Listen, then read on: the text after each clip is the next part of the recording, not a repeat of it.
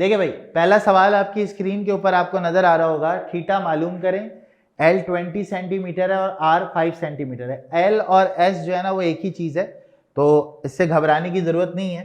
जब आप सॉल्व करेंगे तो आपने L लिया 20 सेंटीमीटर, R लिया 5 centimetre, L is equal to क्या हो गया, R थीटा। थीटा निकालेंगे तो L ओवर क्या हो गया, R हो गया। L आपके पास है 20, R आपके पास है 5, कैंसिल करेंगे तो थीटा की वैल्यू आपके पास आ गई 4 रेडियंस। जब भी थीटा आप निकालेंगे हमेशा रेडियन में होगा, कभी भी डिग्री में आप इसको नहीं लिखेंगे। लिखा हुआ find the arc length. Arc length का मतलब लेंथ मालूम करनी है, ठीक है। और of a unit circle, unit circle क्या होता है सर, जिसका रेडियस 1 के बराबर हो। ऐसा सर्कल जिसका रेडियस 1 के बराबर हो उसको हम लोग कहते हैं यूनिट सर्कल। तो यूनिट सर्कल के लिए आप यहां पे लिखेगा R इज इक्वल टू 1 और L मालूम करना है और थीटा आपको दिया हुआ है 30 डिग्री। लास्ट क्लास में मैंने आपको थीटा को रेडियन में कन्वर्ट करना सिखाया था। इसका एक और आसान तरीका होता है कि जो भी वैल्यू दी हुई है उसको पाई अपॉन 180 से मल्टीप्लाई कर दो, तो तुम्हारा जो थीटा है वो रेडियन में कन्वर्ट हो जाएगा। तो ये हो गया तुम्हारा पाई अपॉन 6 रेडियंस, ठीक है। ये तुम्हारा थीटा किसमें चला गया बेटा, रेडियन में चला गया। इस फॉर्मूले के लिए जरूरी है कि थीटा तुम्हारा रेडियन पर हो। L is equal to R theta हो गया, L आर्क लेंथ है, R 1 हो गया, थीटा की जगह पाई अपॉन 6 हो गया। पाई की वैल्यू होती है 3.142 divide by 6। 3.142 divide by 6 0.532 radians. लाजमी लिखना है भाई थीटा के आगे रेडियंस, ठीक है। अगली चीज जो है वो आपके पास क्या है बेटा, आपके पास अगली चीज जो है लेंथ ऑफ आर्क मालूम करना है और आपके पास पाई बाई 6 रेडियन का थीटा दिया हुआ है और सर्कल का जो रेडियस है वो 5 सेंटीमीटर है। तो पहले बेटा पहले पार्ट के बारे में बात कर लेते हैं। थीटा आपका हो गया कितना, पाई बाई 6 रेडियंस, ठीक है, और रेडियस आपके पास हो गया 5 सेंटीमीटर। L मालूम करना है, L का फॉर्मूला होता है R थीटा। L का क्या फॉर्मूला होता है, R थीटा। तो L is equal to R theta की जगह R की जगह पाई बाई 6 और आपको थीटा की जगह पे क्या रखना है, थीटा की जगह पे पाई बाई 6, R की जगह 5। चलो भाई जल्दी से बताओ, 3.142 पाई की वैल्यू डिवाइड बाई 6, हाँ 2.6132। अब ये सेंटीमीटर में है तो आपके पास ये भी सेंटीमीटर में आएगा। अगली चीज आपको नजर आ रहा होगा एरिया ऑफ सर्कुलर सेक्टर। अब आप बोलेंगे ये क्या है, तो देखो भाई इसके अंदर जो आपने 13.065, तो ये तुम्हारा आंसर आ गया एरिया सेक्टर का।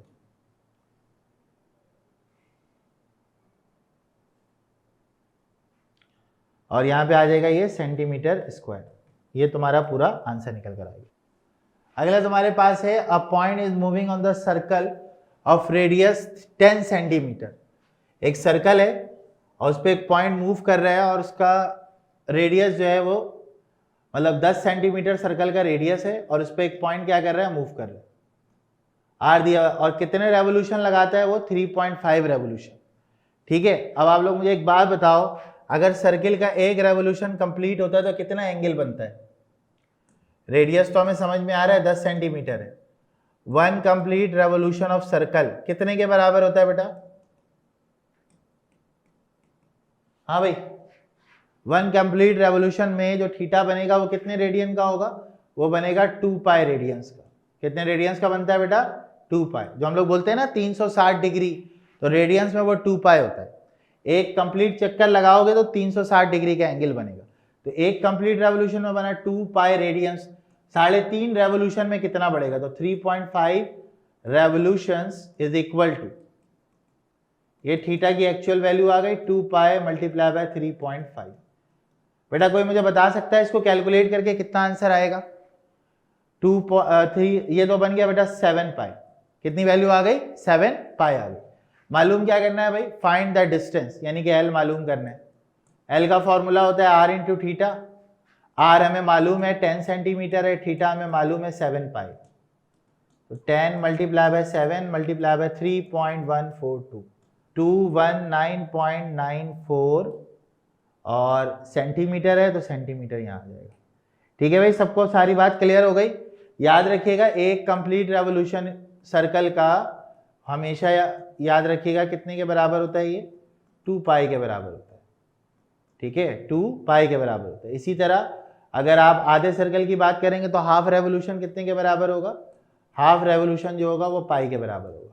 हाँ भाई, क्या लिखा हुआ, find the area sector of a circle of angle of pi by 4 radian. Theta आपको दिया हुआ है पाई बाय 4 रेडियंस, ठीक है, और रेडियस आपका है कितने सेंटीमीटर का, 4 सेंटीमीटर का। तो एरिया सेक्टर का एक और फॉर्मूला भी होता है हाफ आर स्क्वायर थीटा। एक पहले लिखवाया था, एक अभी बता रहा हूं, हाफ आर स्क्वायर थीटा।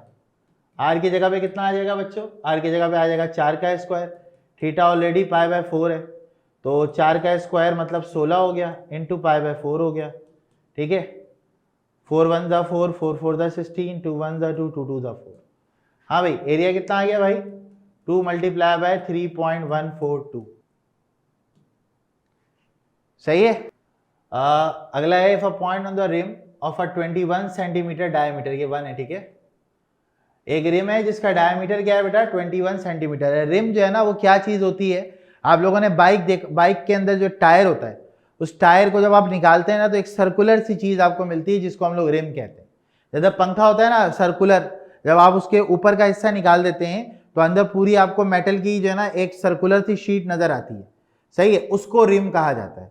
वो कह रहे हैं कि उस रिम का जो डायमीटर है 21 सेंटीमीटर है, मतलब ये सर्कल हो गया, ये इसका डायमीटर हो गया, डायमीटर है 21 सेंटीमीटर। अब वो कह रहे हैं कि flywheel travel 5040 metre per minute, एक पॉइंट है जो इसके ऊपर घूम रहा है, सही है। अब देखो बेटा होगा क्या कि जैसे मैंने पंखा है, पंखे को के ऊपर मैंने एक डॉट लगा दिया और पंखे को चला दिया, तो क्या होगा, जब पंखा चलेगा तो वो जो डॉट है वो भी घूमना शुरू हो जाएगा। जितनी स्पीड से पंखा घूमेगा उतनी स्पीड से वो पॉइंट भी घूमेगा, ऐसे ही है। तो ये कहानी उसने आपको समझाने की कोशिश की है कि जब आपने फ्लाईव्हील को ट्रैवल कराना शुरू किया तो वो घूमना शुरू हुआ, पॉइंट भी घूमना शुरू हुआ, और पॉइंट घूमा और उसने 5040 मीटर पर मिनट में तय किया, यानी कि 1 मिनट में 5040 मीटर का डिस्टेंस वो ट्रैवल कर रहा है। बोलता हाउ मेनी रेडियन, जैसे ही उसने रेडियन बोला आपके दिमाग में खट आना नहीं चाहिए, थीटा की बात हो रही है। किसकी बात हो रही है, थीटा की, क्योंकि रेडियन जो होता है वो थीटा की यूनिट होती है। पिछली क्लास में मैंने आपको बताया भी था, radian is the unit of theta. तो आपने ये बताना है कितने रेडियन का एंगल बनेगा इन अ सेकेंड, सही है। तो अब आप बहुत सिंपल सा काम करोगे, यहाँ पे डेटा बनाओगे, ये आपके पेपर के लिए बहुत इंपॉर्टेंट सवाल है। ये बताओ मुझे, डायमीटर तुम्हारा है 21 सेंटीमीटर, रेडियस क्या होता है बेटा, डायमीटर का हाफ होता है, तो 21/2 इज इक्वल टू 10.5 सेंटीमीटर। ये तुम्हारा आ गया रेडियस, ये क्या आ गया तुम्हारा, रेडियस आ गया, ठीक है। अब आप क्या करोगे, अब आप एक चीज देखो, ये 10.5 सेंटीमीटर है, ठीक है ना। तो अब आगे वो आपसे कह रहे हैं कि आपको ये दे रहा वो मिनट में, मैंने आपसे कहा था दोनों यूनिट्स का सेम होना जरूरी है। तो इसको आप क्या करो, इसको 10.5 को डिवाइड करवा दो 100 से, देखो बेटा कितनी वैल्यू आ रही है, 10.5 डिवाइड बाय 100 करो, देखो कितनी वैल्यू आ रही है, ताकि हम मीटर में जा सकें। हाँ भाई, 10.5 डिवाइड बाय 100, क्या आंसर आ रहा है बेटा, 0.105 मीटर आ गया, ठीक है, ये आ गया आपके पास मीटर।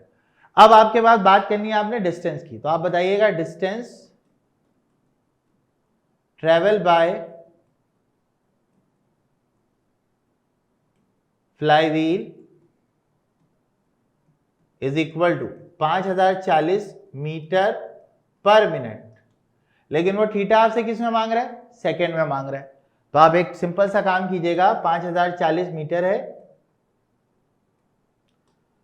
सही है। आपको पता है 1 मिनट में कितने सेकंड होते हैं भाई, how many second in 1 minute, 60 second होते हैं। तो आप यहां पे लिख दीजिएगा 60 सेकंड, 1 मिनट ही लिखा हुआ है ना यहाँ पे, 1 मिनट का मतलब 60 सेकंड हो गया, तो ये हो गया 5040 डिवाइड बाय 60, तो ये बन गया मीटर पर सेकंड। हाँ भाई डिवाइड करो जरा, देखो कितना आंसर आ रहा है, 5040 डिवाइड बाय 60, तो एस की वैल्यू हमें पता चल जाएगी, एस की या एल की जो भी बोलो। हाँ भाई 5040 डिवाइड बाय 60 कितना आ रहा है, 84, ये एल आ गया। अब फॉर्मूला लगाओ, S is equal to R theta, metre per second हो गया ये, थीटा आपने निकालना है S divide by R, S की वैल्यू हो गई 84, आर की वैल्यू हो गई 0.105, 800 रेडियन जो है वो इसका आंसर है। ठीक है, बात समझ में आ गई सबको? यहाँ पे थोड़ी सी यूनिट कन्वर्जन हुई है, तो आप ये देखिए पहले हमने रेडियस को मीटर में कन्वर्ट किया, उसके बाद हमने जो डिस्टेंस था उसको मिनट से हम कहाँ ले गए, सेकंड में, बिकॉज हमसे थीटा उसने सेकंड में मांगा हुआ। तो ये हमारे पास कहानी थी इसकी, आप लोग नोट करें, डन लिखें, फिर आगे चलेंगे।